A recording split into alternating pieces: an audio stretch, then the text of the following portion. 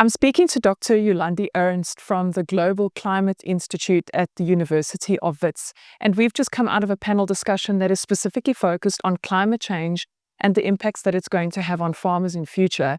We see that Africa is becoming hotter and drier.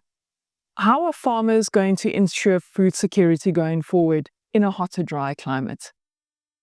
Yes, so that's a complicated question with complicated solutions, but I think the best thing that farmers can do is to make sure that they are on top of the science. I think commercial farmers are doing quite a good job, but they need to keep on adapting. And I think in a place like South Africa, where we have socio-economic challenges, we have infrastructure challenges, there's a real need to also invest in those type of things. Specifically when it comes to water, water scarcity is a real thing, and farmers are dependent on water. Whether it's rain-fed or commercial irrigation, they are really, dependent on water.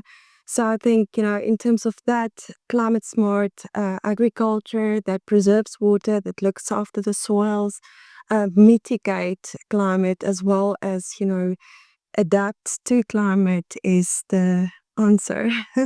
So, if we look at the research that's currently available, we know a lot of it is suited to the rest of the world. It isn't specifically focused on Africa. And I know this is something that you are busy with. How far are we in terms of developing models that are really suited to Africa, to our conditions, that our farmers can really take and run with? So I think there are different models. In terms of the climate models, we have access to global models. They are great for certain applications.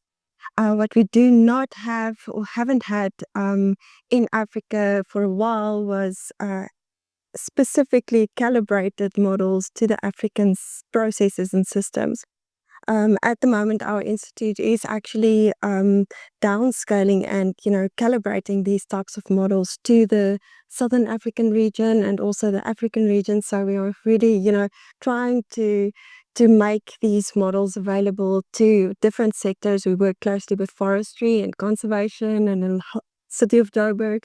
So it's out there, and I think reaching out to the institute at Wits would be beneficial to all of us.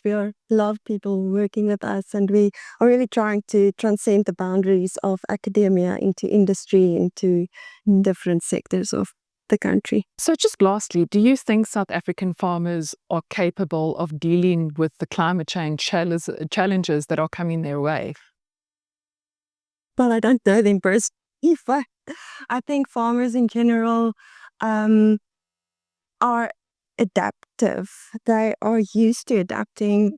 South Africa is a difficult place to live in, so I just don't think that they realize the extremity of what we do expect in the coming decades. I think academia has a huge responsibility to get that message across, but also collaborating across these boundaries to help build resilience. Okay.